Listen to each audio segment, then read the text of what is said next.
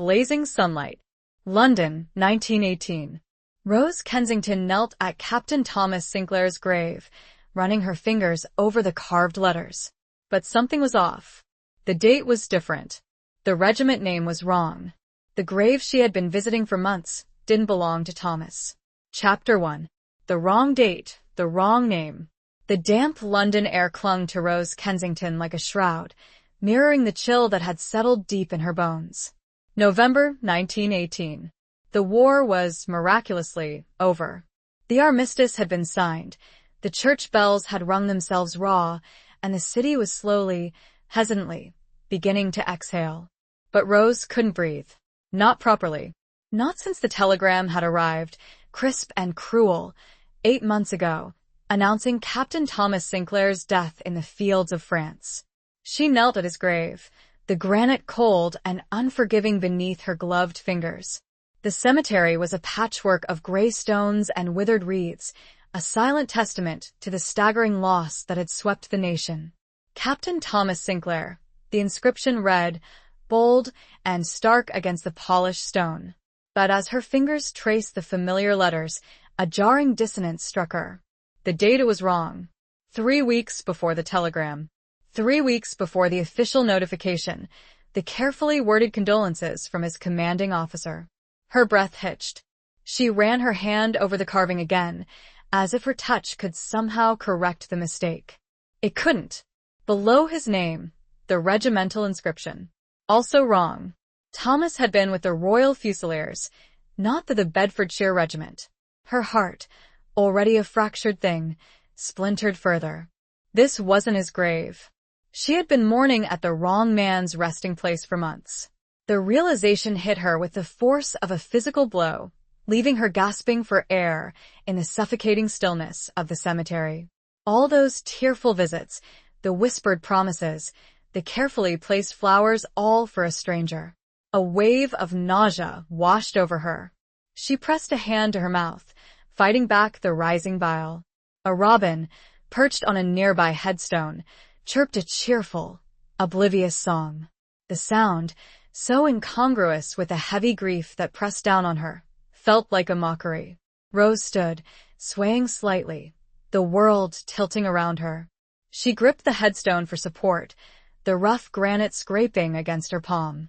She had to know. She had to understand. The meticulous records of the War Office, how could they have made such a catastrophic error? Thomas's letters, filled with his characteristic dry wit and unwavering affection, had stopped abruptly in March. She had clung to the memory of his last words, penned in a muddy trench somewhere near Amiens. My dearest Rose, the rain here is relentless, but my thoughts of you are a constant sunshine. I carry your picture close to my heart, a reminder of the life we will build when this madness ends. The picture. She still had it, tucked inside her worn leather-bound copy of Tennyson. A faded sepia image of Thomas, smiling that slightly crooked smile that always made her heart ache with longing. He looked so young, so hopeful, despite the mud-spattered uniform and the haunted look in his eyes. Rose turned and walked slowly back towards the wrought iron gates of the cemetery, her mind a whirlwind of confusion and a terrifying, nascent hope. If this wasn't Thomas's grave, where was he? The thought was both exhilarating and terrifying. She had resigned herself to a life of quiet mourning, of tending to the memory of a love lost too soon. Now, that carefully constructed facade was crumbling around her. She reached the gates and paused, looking back at the rows of headstones, each one representing a shattered life, a broken dream. The wind whipped around her, carrying the scent of damp earth and decaying leaves, the smell of autumn and loss. But beneath that familiar scent, a new fragrance, faint but undeniable, began to stir. The scent of hope, fragile and uncertain, but undeniably there. The wind carried a sound, a faint sob, from a distant part of the cemetery. Rose hesitated, knowing she should leave, but she was unable to force her feet to keep moving. It was the sound of another's pain, and somehow it echoed her own. Rose couldn't ignore it. It pulled her back, step by step, back amongst the gravestones. It was growing louder.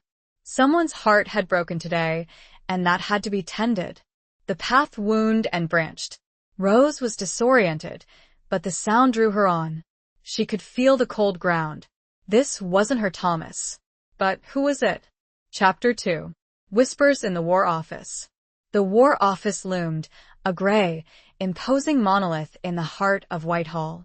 Its corridors, usually bustling with uniformed officers and hurried clerks, were strangely subdued, the atmosphere thick with a mixture of relief and exhaustion.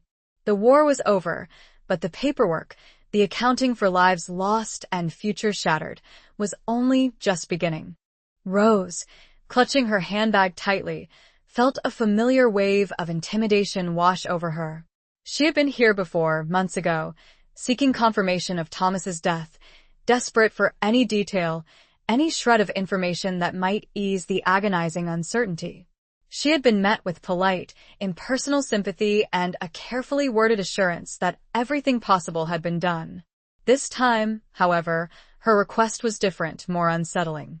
She needed to explain her discovery at the cemetery, the incorrect inscription, the impossible dates. She needed to challenge the official record, to question the very foundation of her grief. A young clerk, his face pale and drawn, barely glanced up as she approached his desk. "Name?" he asked, his voice flat and devoid of emotion. "Rose Kensington," she replied, her voice trembling slightly. I need to speak to someone about a discrepancy. Regarding Captain Thomas Sinclair."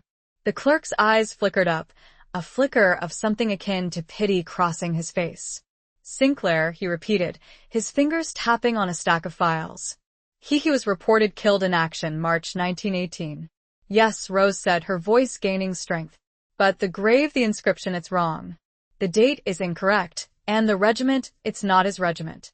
The clerk sighed, running a hand through his already disheveled hair. "Madam, I understand this is difficult, but the records are comprehensive. Mistakes are rare. But not impossible," Rose insisted, her voice rising slightly. "I saw it with my own eyes. The name is correct, but everything else is wrong.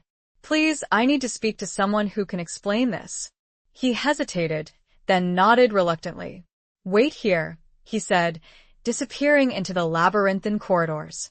Rose waited, her anxiety growing with each passing minute. The silence of the waiting room was broken only by the occasional cough and the rustling of papers. She paced restlessly, her gaze drawn to a large map of the Western Front that dominated one wall. It was a tapestry of colored pins and lines, each one representing a battle, a life, a story of courage and loss. She traced the line of the Somme with her finger, remembering Thomas's letters, his descriptions of the mud, the trenches, the constant, relentless shelling. He had never complained, never wavered in his duty, but she had read the fear between the lines, the unspoken longing for home, for her.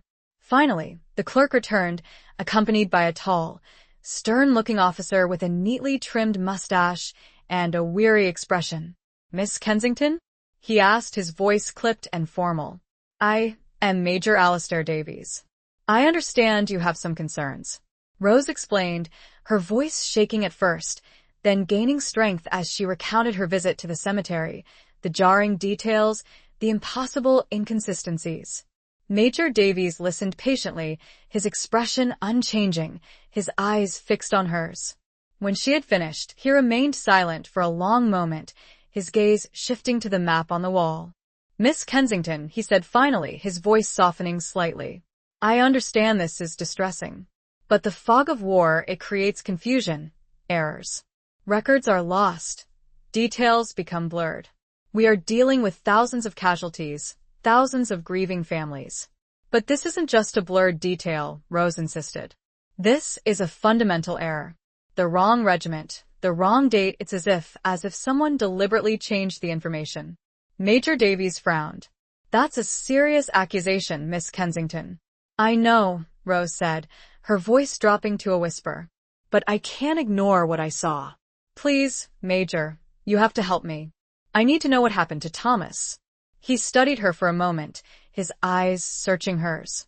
Then he sighed, a hint of resignation in his voice. "Very well. Miss Kensington. I will look into this matter personally. But I must warn you it may be a long and difficult process. And the truth it may not be what you want to hear. He paused. There are many things that cannot be easily explained. Are you sure that seeing another man's name on that grave would ease your burden? Rose met his gaze, her heart pounding in her chest. I have to know, she said, her voice firm despite the tremor in her hands. I have to know the truth, whatever it may be. The Major looked at her and nodded slowly. Come back tomorrow. I will need time. He did not smile. He looked at Rose with that look, the one that saw beyond the pretty clothes and into her soul. What would he find there? Chapter 3. The Letter from Nowhere. The next day dawned gray and drizzly, the London streets slick with rain.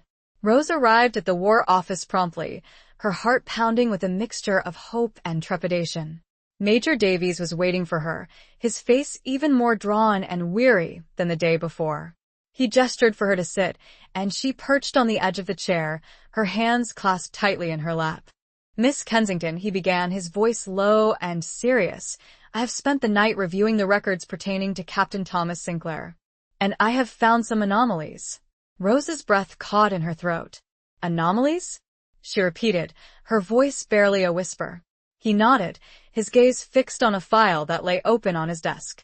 The initial report of his death, filed by his commanding officer, Lieutenant Colonel Harrison, is inconsistent with subsequent reports.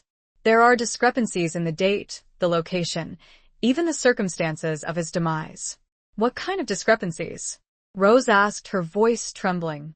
Major Davies hesitated, then picked up a sheet of paper from the file.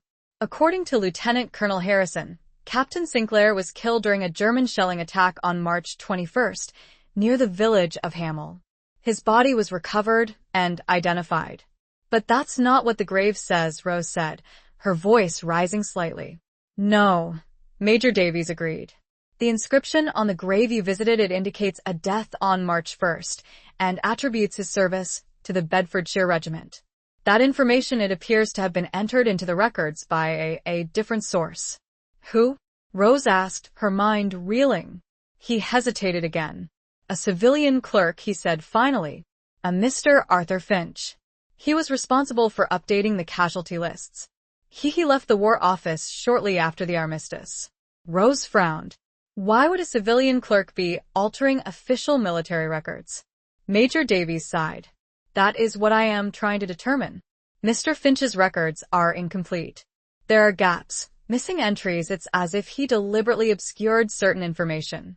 He paused, then looked up at Rose, his eyes filled with a mixture of concern and something else. Something that made her heart clench with unease. There's more, isn't there? She asked, her voice barely audible. He nodded slowly. This morning, he said, his voice dropping to a whisper, I received this.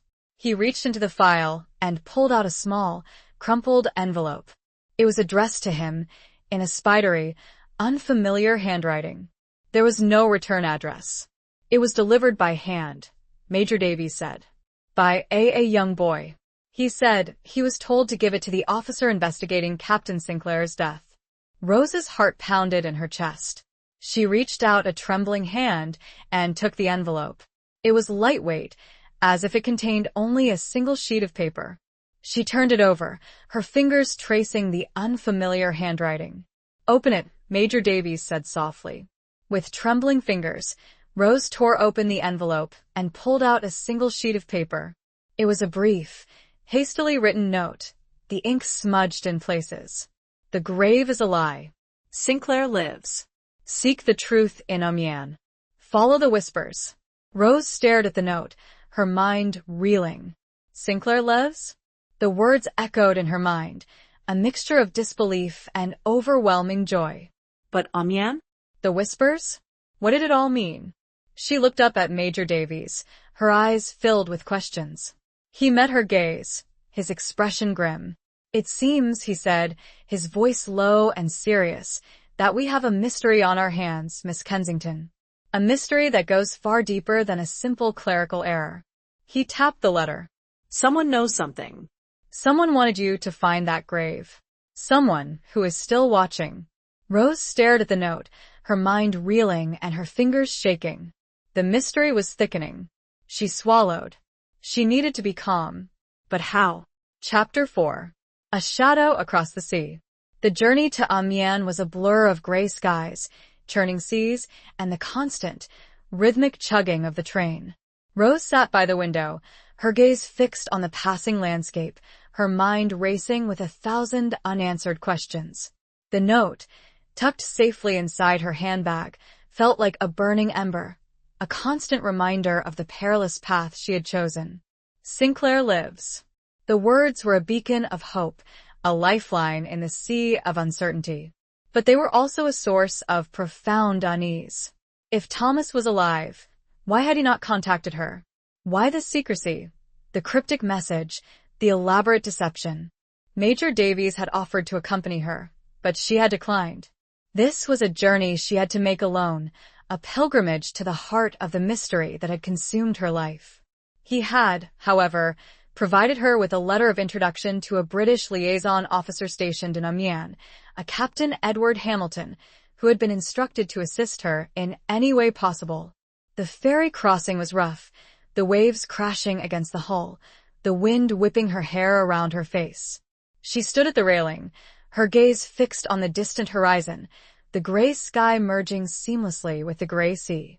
She felt a strange sense of isolation, of being adrift in a vast, unknowable world.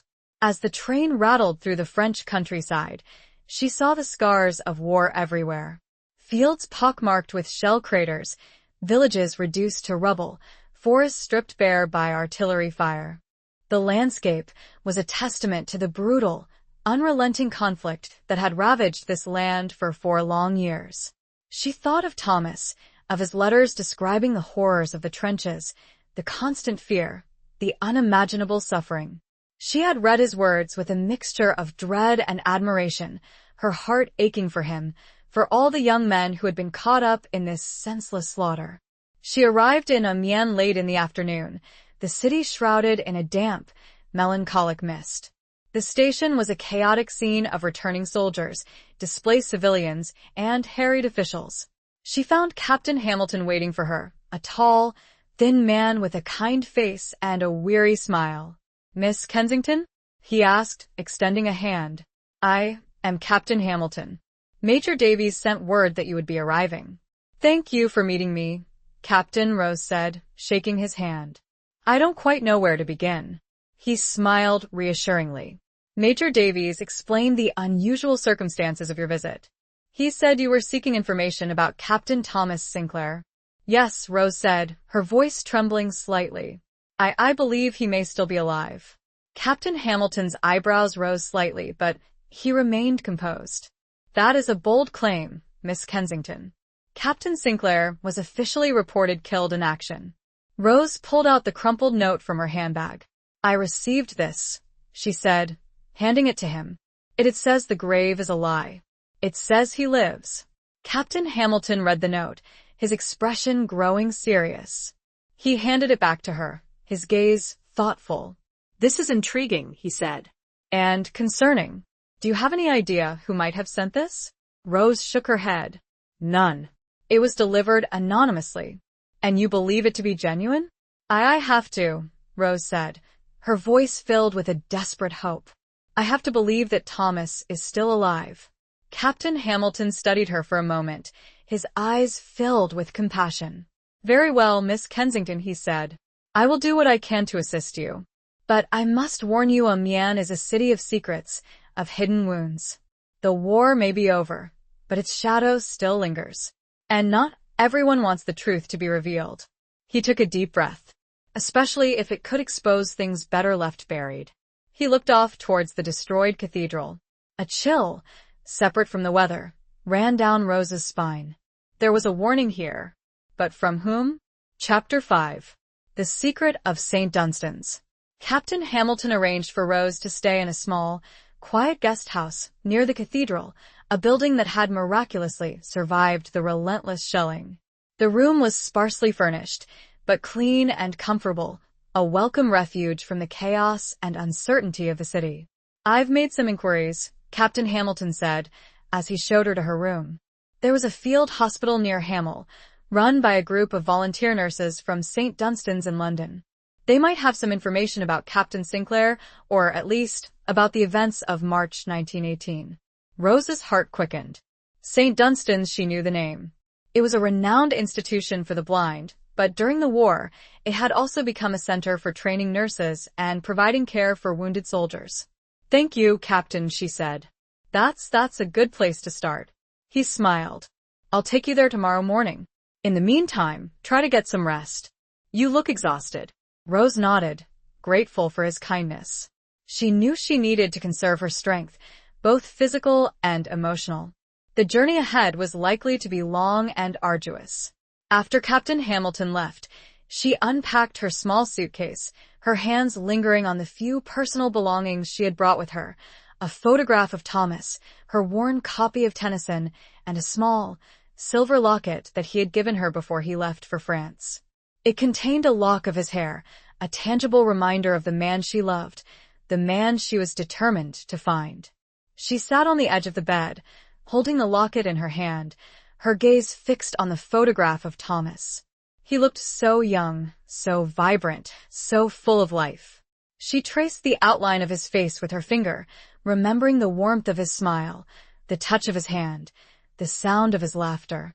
A wave of grief washed over her, a reminder of the months she had spent mourning him, of the future they had planned together, a future that had been snatched away by the cruelty of war. But now, a flicker of hope had been rekindled, a fragile ember that she was determined to nurture into a flame. She closed her eyes, whispering a silent prayer for his safety, for his return. She prayed for strength, for courage, for the wisdom to navigate the treacherous path that lay ahead. The next morning, Captain Hamilton took her to the site of the former field hospital, a collection of makeshift tents and Nissen huts that had been hastily erected in a field outside Hamel. Most of the structures had been dismantled, but a few remained, a testament to the desperate struggle to save lives amidst the carnage of war. An elderly woman, her face etched with the lines of hardship and compassion, greeted them. She was Madame Dubois, a local villager who had assisted the nurses during the war. "Captain Hamilton," she said, her voice raspy but kind. "You are looking for information about the English soldiers?" "Yes, Madame Dubois," Captain Hamilton replied. "We are particularly interested in a Captain Thomas Sinclair. He was reportedly wounded near here in March 1918. Madame Dubois's eyes clouded over with memory. "Ah, yes," she said. "The English captain. He was a brave man. He was brought here badly injured." Rose's heart pounded in her chest. "Do you remember him?" she asked, her voice trembling. Madame Dubois looked at her, her gaze filled with sympathy. "I remember all of them," she said softly. "So many young men, so much suffering." "But Captain Sinclair," Rose pressed. "Do you remember what happened to him?" Madame Dubois hesitated. "He was taken away," she said finally, by some other soldiers. They said he needed special care." "What kind of soldiers?" Captain Hamilton asked. "They were English," Madame Dubois said. "But they were not wearing the usual uniforms. They were different." Rose's mind raced. "Different uniforms? What did that mean? Do you remember anything else about them?" she asked. Madame Dubois shook her head. "They were very secretive. They did not speak much. They took the captain, and they left. I never saw them again." She shook her head again, sadly. "And many of the nurses. They are gone, too. Returned to England. Or..." She trailed off. Rose felt a chill run down her spine. The mystery was deepening, the whispers growing louder. "But one remains," Madame Dubois said, her eyes fixed on Rose. "Sister Agnes." She stayed. Rose met her gaze, a spark of determination igniting within her. The name was a new thread, a slender link. This was her lead. Chapter 6. The face in the photograph. Sister Agnes lived in a small, unassuming cottage on the outskirts of Amiens, a haven of peace and tranquility amidst the lingering scars of war. She was a woman of indeterminate age, her face framed by a simple white wimple, her eyes clear and sharp, her demeanor calm and composed. Rose, accompanied by Captain Hamilton, explained their mission, her voice trembling slightly as she recounted the story of the wrong grave, the cryptic note, the whispers of a life that might still exist. Sister Agnes listened patiently, her gaze fixed on Rose, her expression unreadable.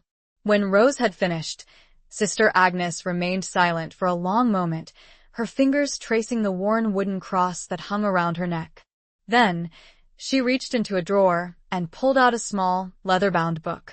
"I kept a journal," she said, her voice soft and gentle. "A record of the patients we treated. It was a way to keep track of their names, their injuries, their stories." She opened the book, her fingers turning the brittle pages carefully. She stopped at a particular entry, her gaze fixed on the faded ink. "Captain Thomas Sinclair," she read aloud. "Admitted March 1st, 1918. Severe shrapnel wounds to the chest and abdomen. Condition critical." Rose's heart clenched. March 1st, the date on the false grave. "Do you remember him, sister?" she asked, her voice barely a whisper. Sister Agnes looked up, her eyes meeting Rose's. "Yes," she said. "I remember him. He was a remarkable man. Strong, resilient, and deeply loved." Rose felt a surge of hope. Did he talk about anyone?" she asked. "Did he mention a woman named Rose?" Sister Agnes smiled faintly. "He spoke of you often," she said. "He carried your photograph always. He would look at it and talk about the life you would have together after the war." Rose's eyes filled with tears. She reached into her handbag and pulled out the photograph of Thomas, the same one he had carried with him. She handed it to Sister Agnes. The nun took the photograph, her gaze softening as she looked at the image of the young, smiling soldier. "Yes," she said. "This is him. This is the face I remember." "But what happened to him, sister?" Rose pressed. Madame Du Bois said he was taken away by soldiers in different uniforms. Sister Agnes hesitated, her expression clouding over. "That is true," she said. "They came late one night. They said he needed specialized treatment. They said they were taking him to a different hospital." "Did they say which hospital?" Captain Hamilton asked. Sister Agnes shook her head. "They were very vague. They spoke in whispers. They seemed afraid." "Afraid of what?" Rose asked. Sister Agnes looked at her, her eyes filled with a mixture of compassion and warning. "There were rumors," she said. "Rumors of secret operations of men who disappeared. Of things that were not spoken of openly." "You think Captain Sinclair was involved in something secret?" Captain Hamilton asked. Sister Agnes nodded slowly. "I believe he may have been," she said. "He was a very intelligent man. A resourceful man. And he had a certain air about him. A sense of purpose. Of knowing something that others did not." "But why would they fake his death?" Rose asked, her mind reeling. Sister Agnes sighed. "I do not know," she said. "But I believe it was for his own protection. And perhaps for the protection of others." She closed the journal. "I can tell you no more. I took an oath many years ago. Some secrets, some truths, they must remain hidden." But which ones were true? Rose was swimming in conflicting emotions and details. She looked at the photograph and wondered if she truly knew the man. Chapter 7. Echoes of Amiens. The days that followed were a blur of interviews, investigations, and dead ends. Rose and Captain Hamilton visited military archives, hospitals, and cemeteries, searching for any clue, any trace of Thomas's movements after he was taken from the field hospital. They spoke to soldiers, nurses, and civilians, piecing together fragments of information, whispers of rumors, echoes of a past that refused to be silenced. They discovered that the different uniforms described by Madame Du Bois and Sister Agnes were likely those of a specialized intelligence unit, operating under the strictest secrecy. These men were involved in covert operations behind enemy lines, gathering information, disrupting communications, and carrying out acts of sabotage. The rumors surrounding Captain Sinclair began to take shape. He was described as a brilliant strategist, a skilled linguist, and a master of disguise. He had reportedly been recruited into the intelligence unit shortly after his arrival in France, his talents deemed too valuable to be wasted in the trenches. But the official records remained stubbornly silent. There was no mention of his involvement in intelligence work, no record of his transfer to a different hospital, no explanation for the false grave. It was as if he had simply vanished, erased from existence. One evening, as Rose and Captain Hamilton sat in a small cafe near the cathedral, sharing a meager meal of bread and cheese, he turned to her, his expression serious. "Miss Kensington," he said, "I have to be honest with you. The chances of finding Captain Sinclair, they're slim. The intelligence unit, they operate in the shadows. They do not leave trails. They do not answer questions." Rose nodded, her heart heavy with disappointment. She had known from the beginning that this was a long shot, a desperate gamble based on a cryptic note and a flicker of hope. But she had refused to give up, driven by a love that transcended logic and reason. "I understand, Captain," she said. "But I can't stop now. I have to keep searching. I have to know what happened to him." He smiled sadly. "You are a remarkable woman, Miss Kensington. Your loyalty, your determination, it is inspiring." "It's not just loyalty," Captain Rose said, her voice filled with emotion. "It's love. I love Thomas. And I believe he loves me. I can't abandon him. Not now. Not ever." He reached across the table and took her hand, his touch gentle and reassuring. "I understand," he said. "And I will continue to help you, for as long as you need me." Suddenly, a figure emerged from the shadows, a tall, thin man in a worn trench coat, his face obscured by the dim light. He approached their table, his gaze fixed on Rose. "Miss Kensington?" he asked, his voice low and husky. Rose looked up, her heart pounding in her chest. "Yes," she replied, her voice trembling. The man hesitated, then reached into his pocket and pulled out a small, silver locket. It was identical to the one Rose carried, the one Thomas had given her. Rose gasped, her eyes widening in disbelief. Where did you get that?" she asked, her voice barely a whisper. The man's eyes met hers, a flicker of recognition, of something deeper, passing between them. "He told me to give it to you," he said. "He said you would understand." The man then looked to the shadows, and back at Rose. "He cannot come himself. It is too dangerous. But he wants to see you." Rose's mouth hung agape. Who was this stranger? And more, where was Thomas? Chapter 8. The Spy Among Us.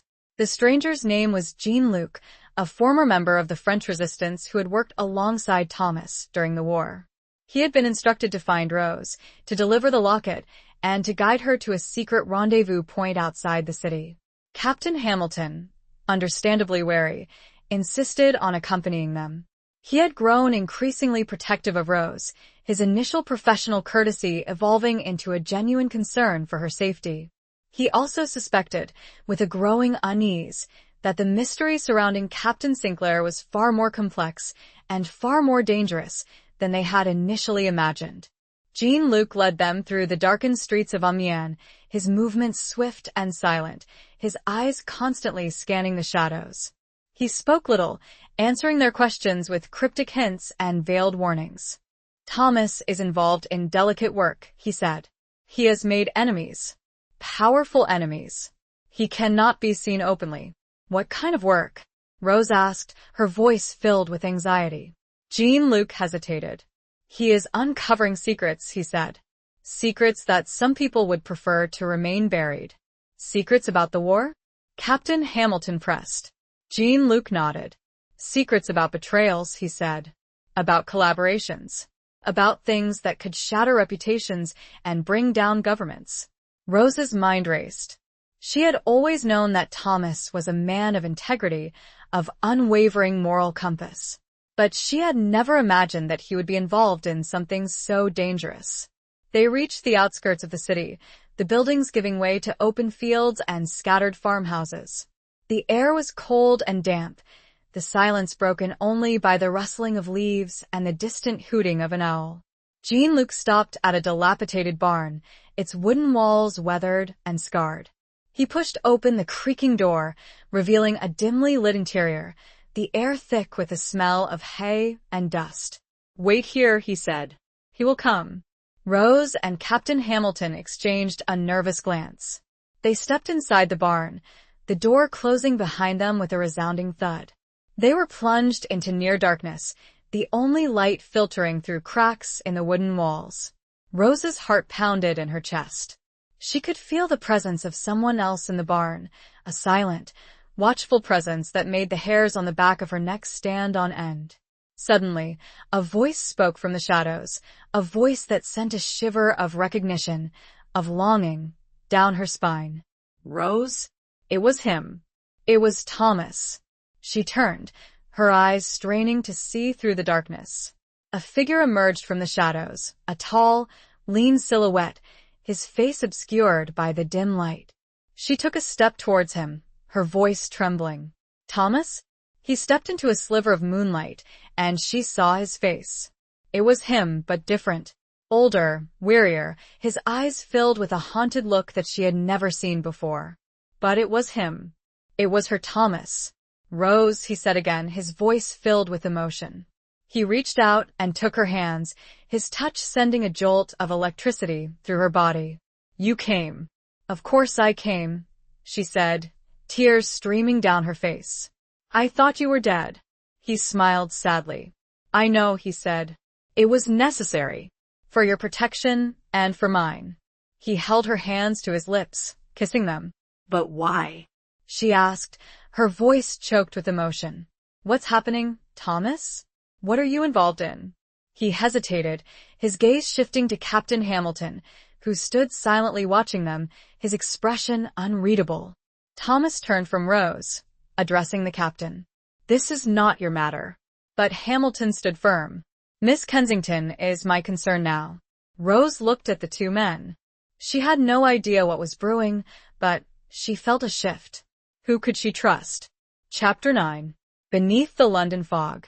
Before Thomas could answer, Jean-Luc, who had been standing guard outside the barn, burst in, his face pale and urgent. They're coming, he hissed. We have to go. Now. Who's coming? Rose asked, her heart pounding with fear. The men who want Thomas silenced, Jean-Luc replied. They've been tracking us ever since you arrived in Amiens. Thomas grabbed Rose's hand, his grip tight and urgent. We have no time to explain, he said. We have to leave. Trust me. She looked into his eyes, her heart torn between fear and a desperate need to believe him. She nodded, her trust in him, despite everything, unwavering. They fled the barn, Jean-Luc leading the way, Captain Hamilton bringing up the rear. They ran through the fields, the darkness their only cover, the sound of pursuit growing closer behind them. Rose stumbled, her breath catching in her throat, but Thomas pulled her up, his arm around her waist, supporting her as they ran. Where are we going? She gasped. To a safe place, he replied. Somewhere they won't find us. They reached a small, hidden railway siding, a single, battered locomotive waiting on the tracks, steam hissing from its engine. Jean-Luc ushered them aboard, and the train lurched forward, gathering speed as it plunged into the darkness. Rose sat huddled next to Thomas, her body trembling, her mind racing. She looked at him, her eyes searching his face. Tell me, Thomas, she pleaded. Tell me what's happening. I need to understand. He hesitated, then sighed, his gaze meeting hers. I've uncovered a conspiracy, Rose, he said. A network of spies and collaborators operating at the highest levels of government, both British and French. What kind of conspiracy? She asked. They were selling secrets to the enemy, he said. Trading information for profit for power. They were responsible for the deaths of countless soldiers, including some of my closest friends. Rose's eyes widened in horror. And you exposed them? He nodded. I have evidence, he said. Documents, names, dates. Evidence that could bring them all down. But why fake your death? She asked. Because they knew I was onto them, he said. They tried to kill me once. They would have succeeded if it hadn't been for Jean-Luc. Faking my death was the only way to protect myself and to continue my investigation. And the false grave? She asked. The wrong regiment? The wrong date? A deliberate misdirection, he said. A way to confuse them, to buy me time. But why bring me into this? She asked. It's too dangerous. He took her hand, his touch gentle and loving. Because I needed you, Rose, he said. I needed your help. And I needed to see you one last time in case he didn't finish the sentence, but she understood. In case he didn't survive. She leaned her head against his shoulder, her tears flowing freely. She had found him, but she had also found herself in the middle of a deadly game, a conspiracy that threatened to consume them both. The train rattled on, carrying them away from Amiens towards an uncertain future. Rose realized they would need to return to London, to clear his name and present his findings. We have to go back, Thomas. If we don't, they'll win. Thomas nodded. But how? Where would they even begin? Chapter 10. A Dance of Deception. The return to London was fraught with peril. Thomas, still officially dead, had to travel in disguise, using false papers provided by Jean-Luc. Rose, meanwhile, played the role of a grieving widow, her every move watched, her every conversation scrutinized. They arrived in London under the cover of darkness, the city shrouded in a thick fog that mirrored the secrecy and uncertainty of their mission. They took refuge in a small, nondescript boarding house in Bloomsbury, a haven of anonymity amidst the bustling city.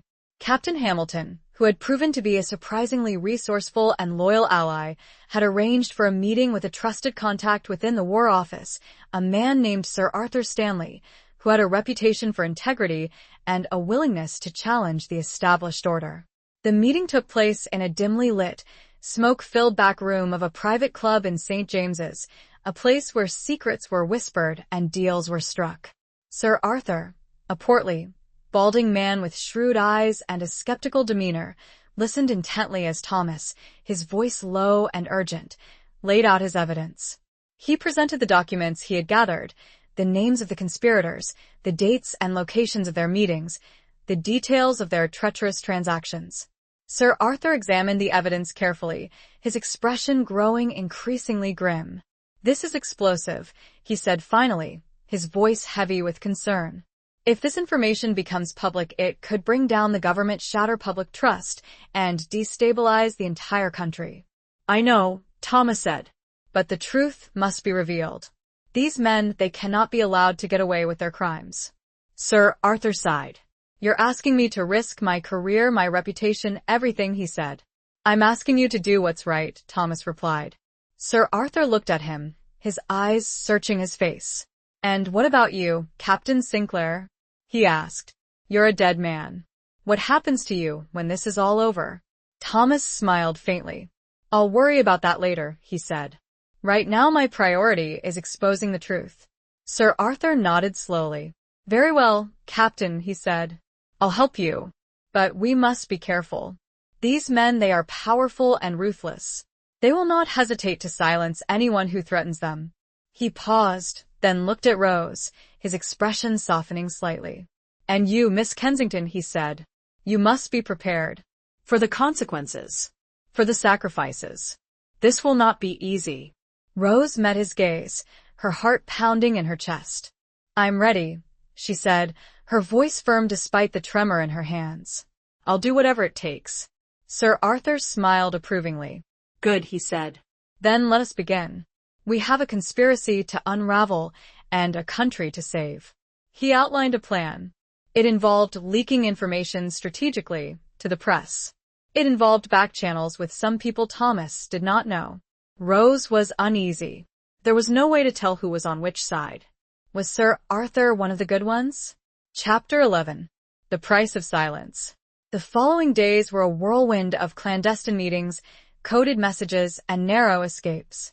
Rose, acting as Thomas's liaison, navigated the treacherous world of London's political and social elite, gathering information, delivering messages, and trying to stay one step ahead of their pursuers.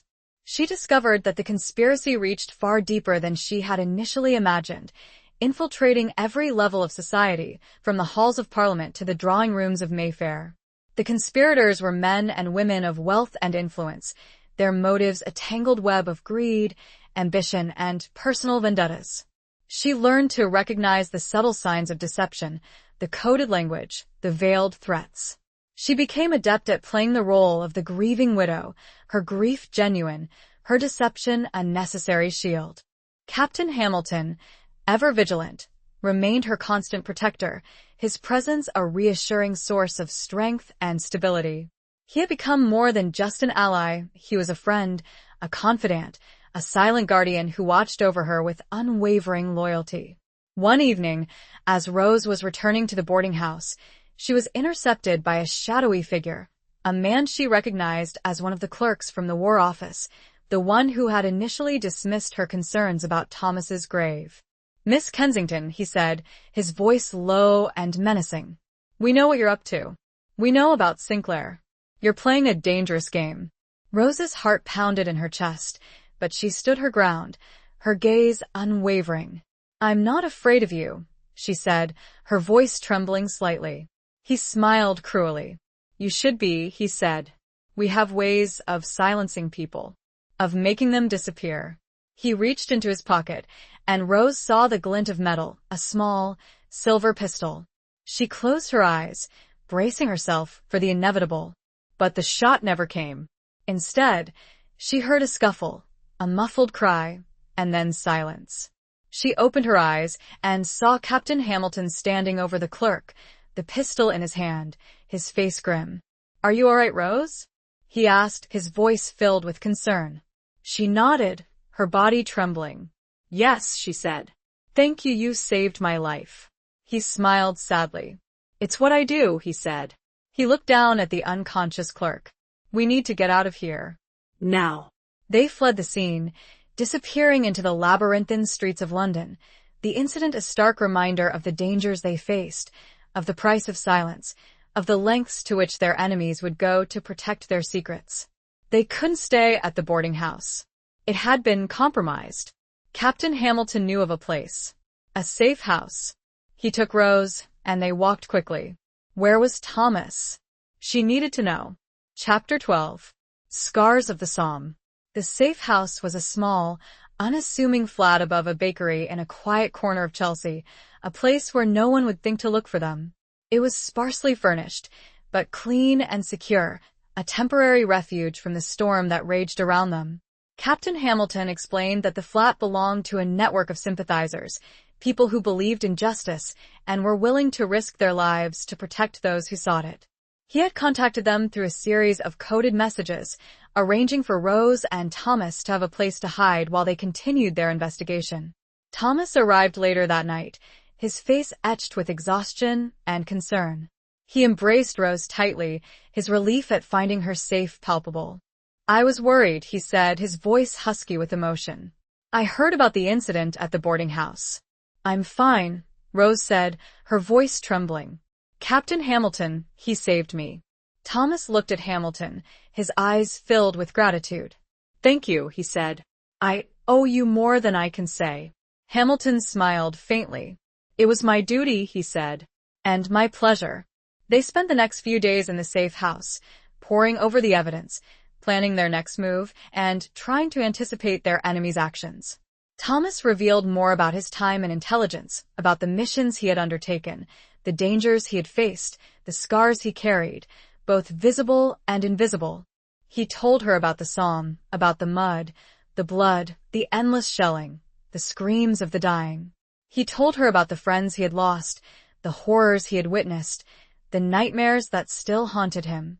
Rose listened, her heart aching for him, for all the young men who had been scarred by the war, their lives forever changed by the brutal realities of combat.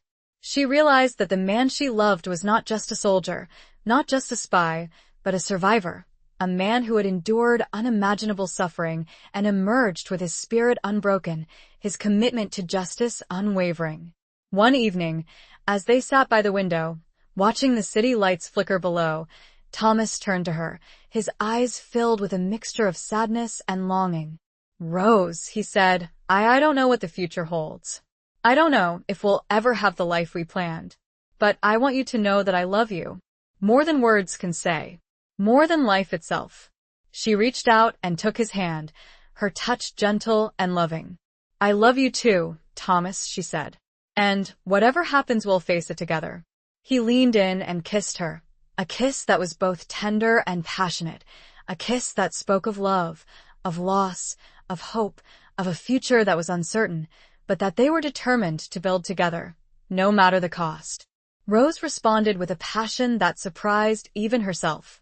She would not be defeated. They would not lose. But in the back of her mind, she wondered, would they ever be truly safe? Chapter 13. The Rendezvous at Midnight. Sir Arthur Stanley had arranged a clandestine meeting with a key informant, a high-ranking official within the Ministry of Defense who had grown disillusioned with the conspiracy and was willing to provide crucial information. The rendezvous was set for midnight at a deserted warehouse on the docks, a place where secrets could be exchanged under the cover of darkness. Thomas, Rose, and Captain Hamilton arrived at the warehouse separately, each taking a different route, each taking precautions to avoid detection. The air was thick with tension, the silence broken only by the lapping of the water against the pilings and the distant cries of seagulls. The warehouse was a vast, cavernous space, filled with crates, barrels, and discarded machinery.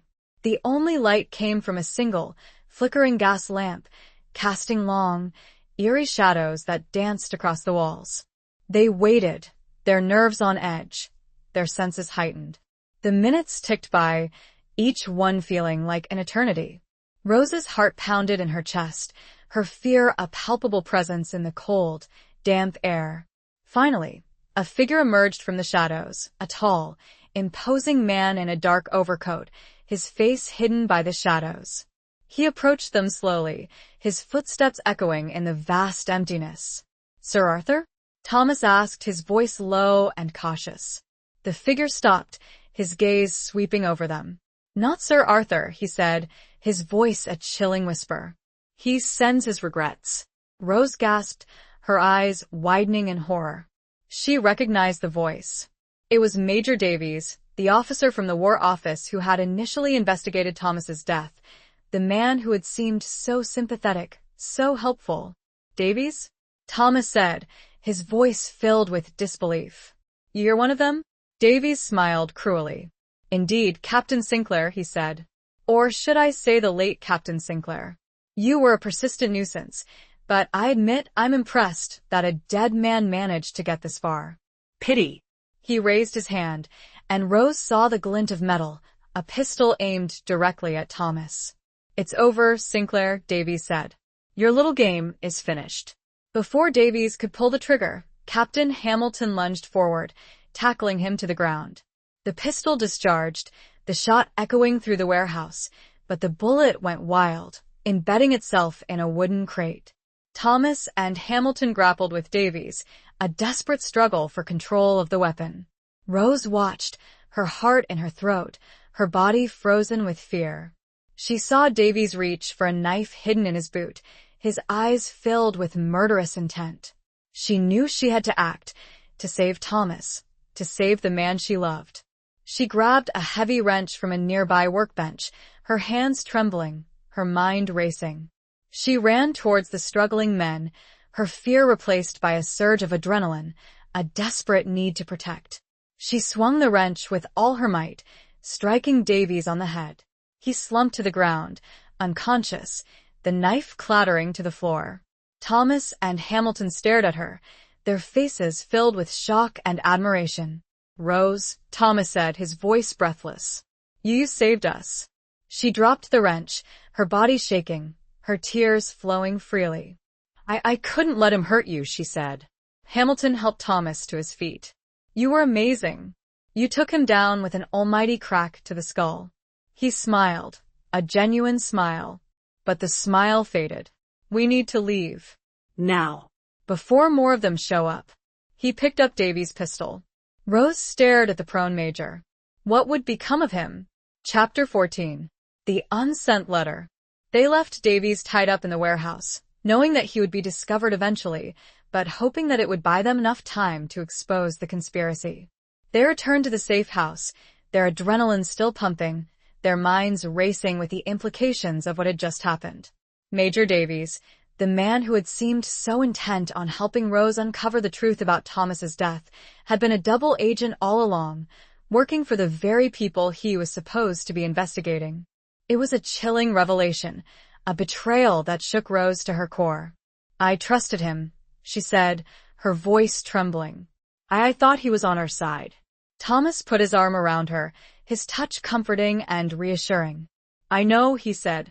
He was a skilled deceiver. He fooled all of us. Captain Hamilton, who had been unusually quiet since the incident at the warehouse, spoke up. He wasn't just deceiving us, Rose, he said. He was deceiving everyone, including the War Office. What do you mean? Rose asked. Hamilton hesitated, then reached into his pocket and pulled out a small, crumpled envelope. It was addressed to Major Davies, in a familiar handwriting.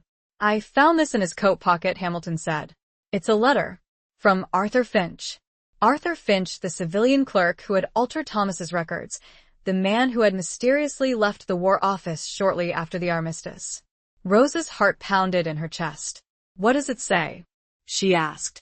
Hamilton unfolded the letter, his hands trembling slightly. He began to read, his voice low and serious. My dear Davies, I write to you with a heavy heart, burdened by the knowledge of the terrible deeds we have committed. I can no longer live with the guilt, the shame, the constant fear of exposure. I know we were promised wealth and power, but the price it has been too high. The lives we have destroyed, the trust we have betrayed, it is unforgivable. I have decided to confess, to reveal everything, to expose the conspiracy and all those involved. I know this will mean the end for me, but I can no longer live with the silence. I have sent a letter to Miss Kensington, informing her of the true circumstances of Captain Sinclair's death. I believe she is the only one who can bring us to justice. I beg you, Davies, do not try to stop me. Do not try to silence me. It is too late. The truth will come out. Arthur Finch. Hamilton finished reading, his face pale and drawn. He looked at Rose, his eyes filled with a mixture of shock and understanding. This letter, it was never sent, he said. Davies intercepted it. He prevented Finch from confessing. Rose stared at the letter, her mind reeling. Arthur Finch, the man who had started it all, had been driven by guilt, by remorse, to reveal the truth. But Davies had stopped him, silenced him, ensuring that the conspiracy remained hidden. Where is Finch now? Rose asked. Hamilton shook his head. I don't know, he said. He disappeared shortly after leaving the War Office. No one has seen him since. Thomas, who had been listening intently, spoke up. He's probably dead, he said, his voice grim. Davies wouldn't have left him alive. He knew too much. They fell silent. The implication hung heavy in the air. Rose looked at Thomas, and then at Hamilton. How many more were like Davies? Chapter 15. Betrayal in the Rain. The discovery of Finch's unsent letter changed everything. It confirmed their suspicions about Davies's treachery and provided crucial evidence linking him to the conspiracy. But it also raised more questions than it answered. Where was Finch? Who else was involved? And how could they expose the truth without risking their own lives? Sir Arthur Stanley, upon learning of Davies's betrayal, was furious. He had trusted Davies implicitly, believing him to be a loyal and dedicated officer. The revelation that he had been working for the enemy was a devastating blow, both personally and professionally. I'll see him court-martialed, Sir Arthur vowed, his voice filled with anger.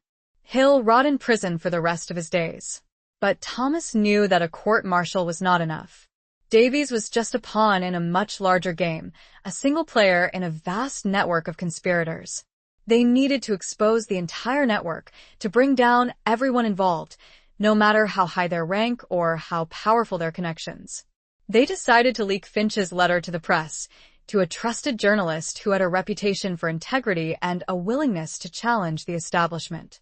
It was a risky move, but they believed it was the only way to force the government's hand, to compel them to investigate the conspiracy and bring the perpetrators to justice.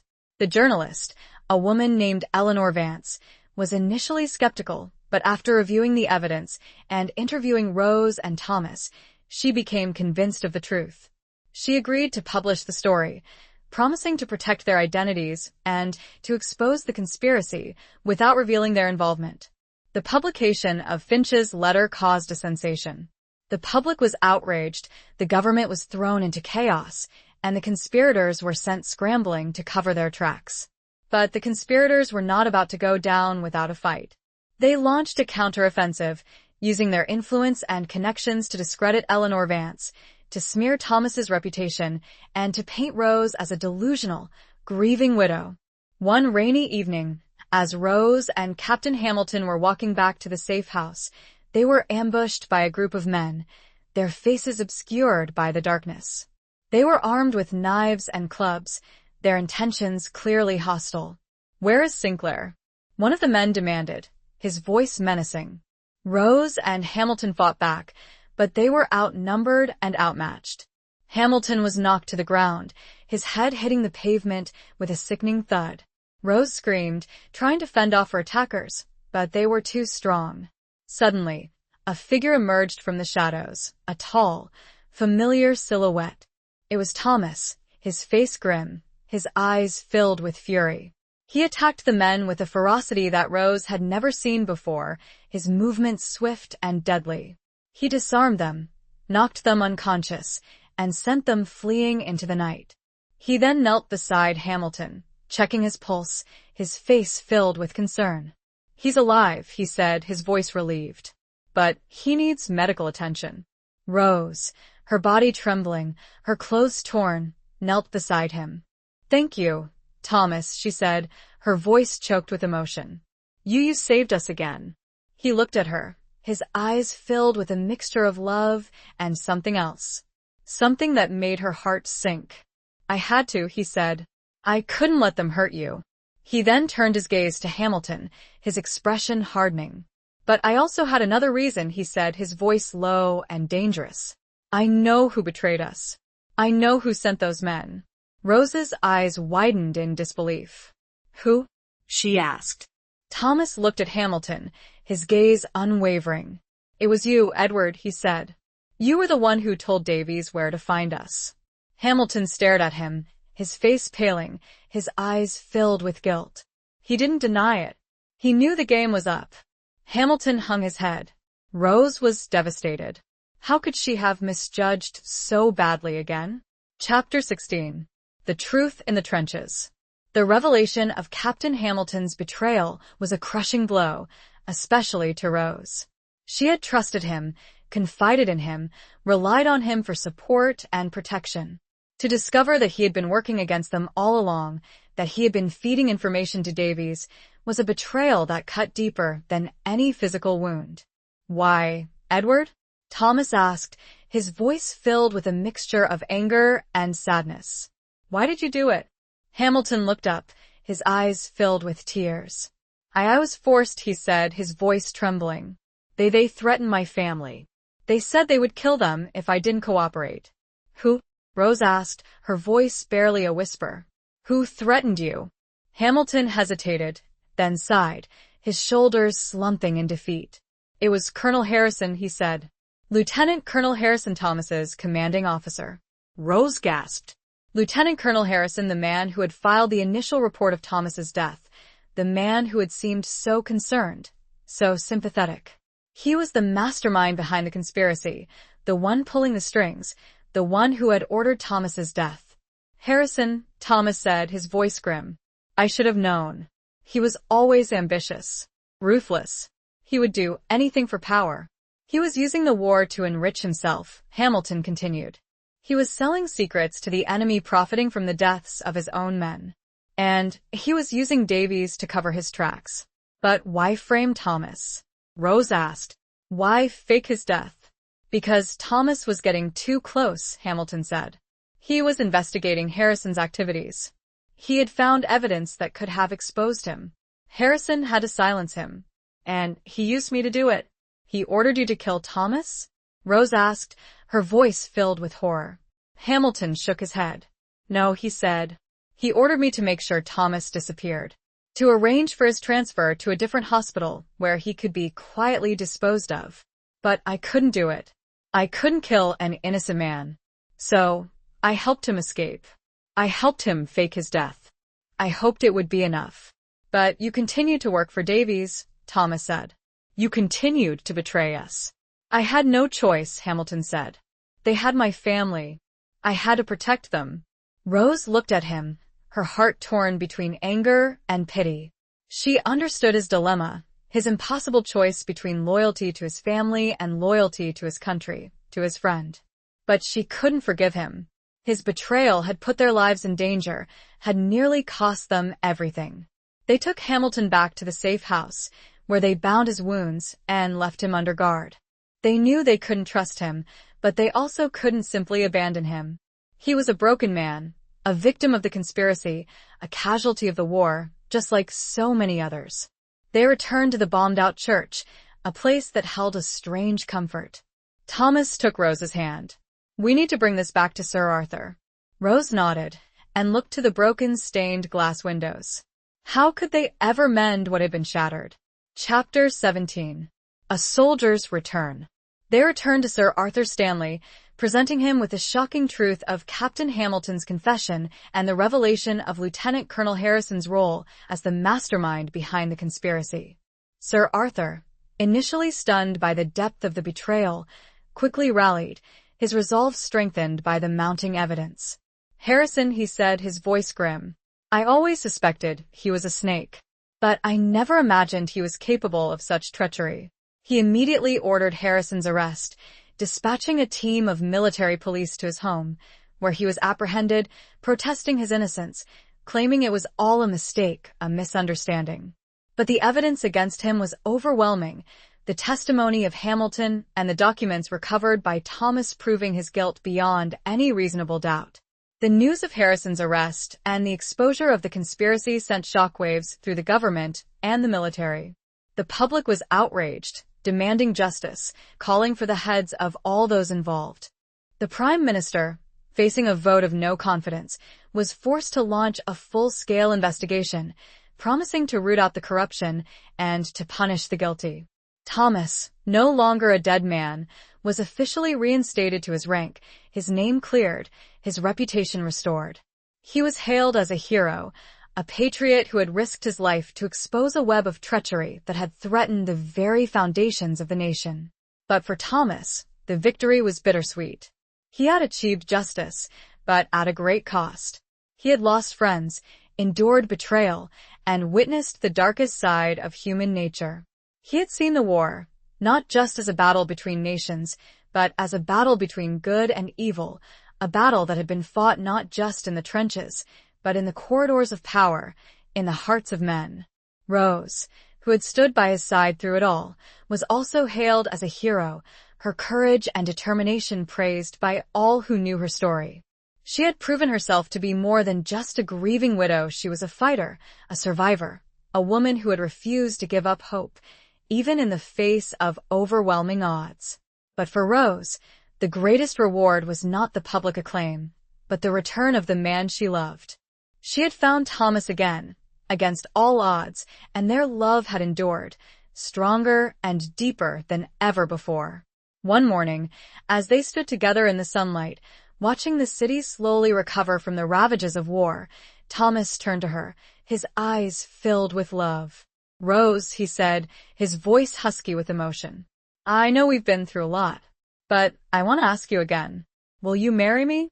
She smiled, her tears flowing freely. "Yes, Thomas," she said. "Yes. 1,000 times yes." He took her in his arms and kissed her, a kiss that was both tender and passionate, a kiss that sealed their love, their future, their promise to build a life together, a life free from the shadows of war, a life filled with hope, with love, with the promise of a new beginning. He had one more thing to do. He visited Harrison in his cell. "Why, Thomas?" Harrison asked. "Why did you do this to me?" Thomas looked at him. He felt no rage, no hatred, only pity. And then, Thomas walked away. He didn't answer. He didn't need to. Chapter 18. The Weight of Two Hearts. The wedding was a small, private affair held in the same bombed-out church where they had sought refuge during their darkest hours. The scars of war were still visible, the broken windows, the damaged roof, the crumbling walls, but the space was filled with a sense of hope, of renewal, of a future forged in the crucible of adversity. Rose wore a simple white dress, a gift from the women of the Chelsea bakery, a symbol of their gratitude and affection. Thomas wore his uniform, his medals gleaming, his eyes shining with love and pride. Sir Arthur Stanley gave Rose away, his presence a testament to their shared struggle, their hard-won victory. Eleanor Vance, the journalist who had helped expose the conspiracy, was also present, her pen and notebook replaced by a smile and a bouquet of flowers. The ceremony was brief, but heartfelt, the vows exchanged with a depth of emotion that resonated through the silent, sacred space. As they exchanged rings, Rose and Thomas looked into each other's eyes, their love a palpable force, a bond that had been tested by fire and emerged stronger, more resilient. After the ceremony, they held a small reception in the garden of the Chelsea bakery, the air filled with the scent of freshly baked bread and the sounds of laughter and conversation. It was a celebration of love, of survival, of a new beginning, a testament to the enduring power of the human spirit. But even as they celebrated, Rose and Thomas were aware of the weight of their experiences, the scars they carried, both visible and invisible. The war had changed them, had shaped them, had left an indelible mark on their souls. They knew that the road ahead would not be easy. They would face challenges, obstacles, and the lingering shadows of the past. But they also knew that they would face them together, their love a source of strength, of comfort, of unwavering support. One evening, as they sat together in their small flat, watching the city lights twinkle below, Rose turned to Thomas, her eyes filled with a mixture of love and concern. "Thomas," she said, do you ever think about what happened? About the war, about everything?" He nodded, his gaze shifting to the window, his expression clouded with memory. "Yes," he said. I think about it every day. It's not something you can easily forget." "Do you have nightmares?" she asked, her voice barely a whisper. He hesitated, then nodded again. "Sometimes," he said. "But they're getting better. Less frequent. Less intense." "I'm here for you, Thomas," she said, her voice filled with love and compassion. "Always. You don't have to carry this alone." He took her hand, his touch gentle and reassuring. "I know," he said. "And that's what makes it bearable. Knowing that I have you. Knowing that we have each other."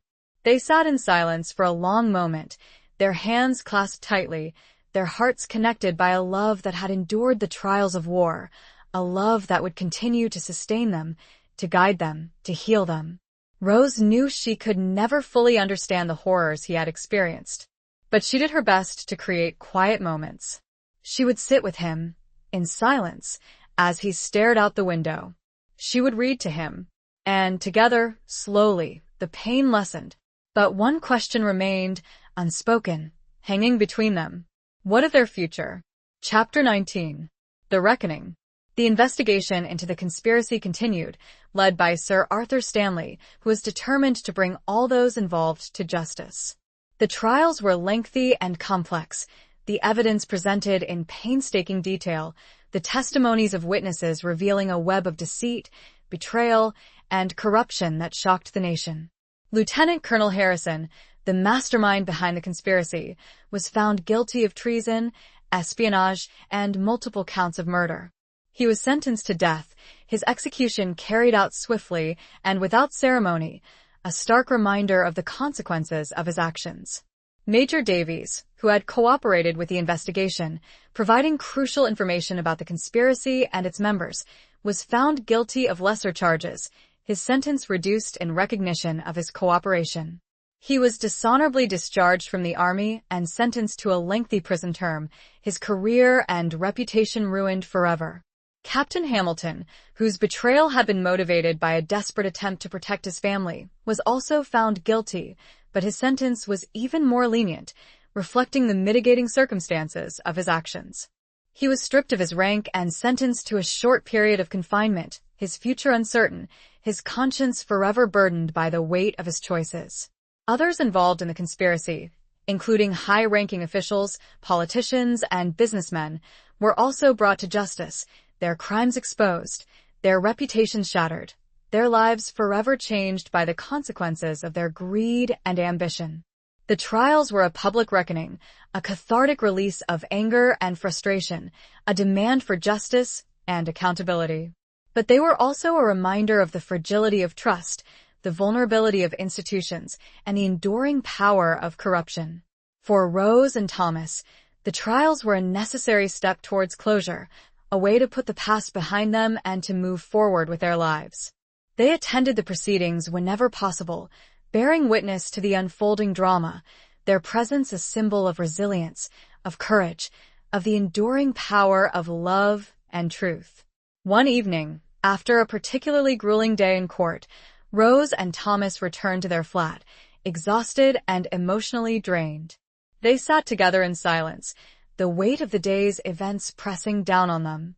"It's almost over," Thomas, Rose said, her voice filled with a mixture of relief and sadness. "Soon it will all be behind us." He nodded, his gaze fixed on the window, his expression unreadable. "Yes," he said, "but the scars, they will remain. The memories, they will never fade. We'll carry them together," she said, her voice filled with love and compassion. "We'll help each other heal."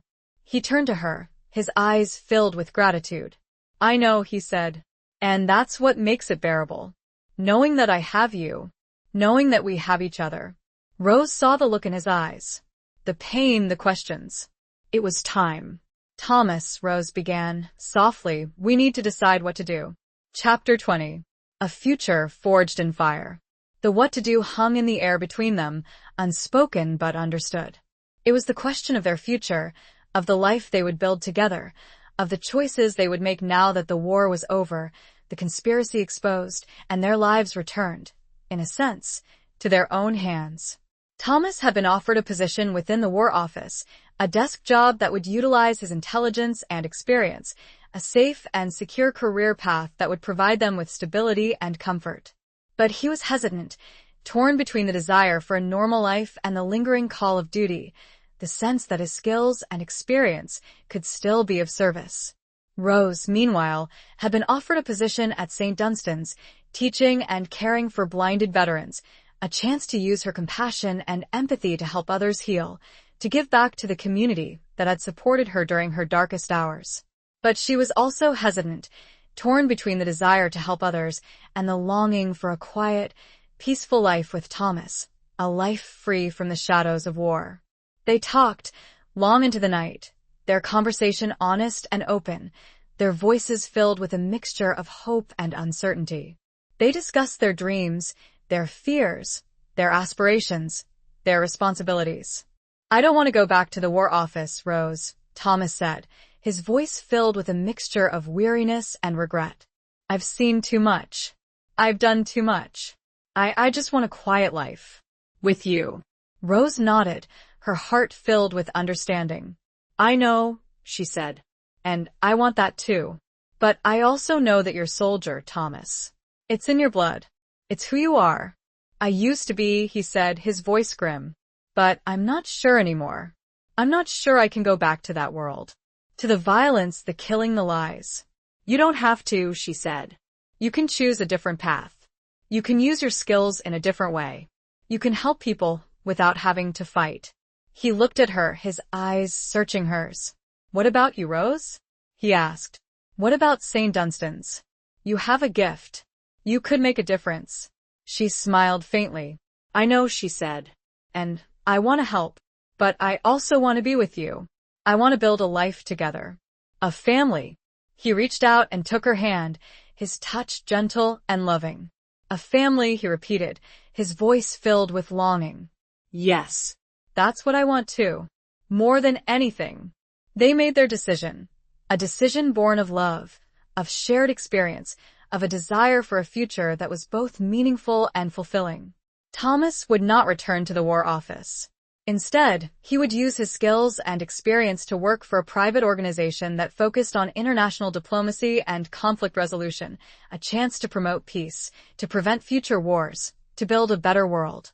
Rose would work part-time at St. Dunstan's, sharing her time between caring for blinded veterans and building a home with Thomas, a home filled with love, with laughter, with the promise of a new generation. They would leave London, seeking a quieter life, a place where they could heal, where they could grow, where they could build a future forged in the fires of their shared experiences, a future that was both a testament to their love and a tribute to the sacrifices they had made. Rose placed her head on Thomas's shoulder. "It won't be easy," she whispered. No, Thomas replied. "But we have each other." And that was enough. Epilogue. Years passed. The scars of war, both physical and emotional, slowly began to fade, replaced by the gentle rhythms of a life lived in peace and contentment. Rose and Thomas settled in a small village in the Cotswolds, a haven of tranquility far from the noise and chaos of London. Their home, a cozy cottage with a rambling garden, became a sanctuary, a place where they could heal, where they could grow, where they could nurture their love and raise their family. They had 2 children, a son and a daughter, who brought joy and laughter into their lives, filling their days with the simple pleasures of parenthood. Thomas found fulfillment in his work, traveling the world, mediating disputes, building bridges between nations, using his skills and experience to promote peace and understanding. He became a respected figure in the field of international diplomacy, his wisdom and compassion earning him the admiration of colleagues and world leaders alike. Rose, meanwhile, continued her work at St. Dunstan's, traveling to London several times a week to teach and care for blinded veterans. She found solace in helping others heal, in sharing her own experiences, in offering hope and encouragement to those who had suffered the ravages of war. They often visited the bombed-out church in London, the place where their love had been tested, where their future had been forged. They would stand together in the silent, sacred space, remembering the darkness they had endured, the challenges they had overcome, the love that had sustained them. One autumn afternoon, as they stood in the churchyard, the sunlight filtering through the leaves of the ancient trees, Rose turned to Thomas, her eyes filled with love and gratitude. "Do you remember," she asked, her voice soft and gentle, "when you first came back to me? In that barn in Amiens?" He smiled, his eyes crinkling at the corners. "How could I forget?" he said. "You were so brave, so determined. You saved my life." "And you saved mine," she said. "You gave me a reason to live. You gave me hope." He took her hand, his touch gentle and loving. "We saved each other, Rose," he said. "And we built a life together. A life beyond our wildest dreams."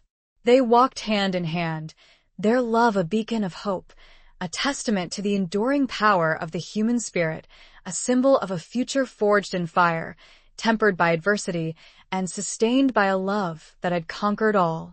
The headstones in the church's cemetery seemed to stand a little straighter, as if some of the burden they carried, the weight of loss from so many, was somehow lessened. The wind through the trees seemed to whisper a blessing, and Rose, with Thomas, finally felt at peace. The end.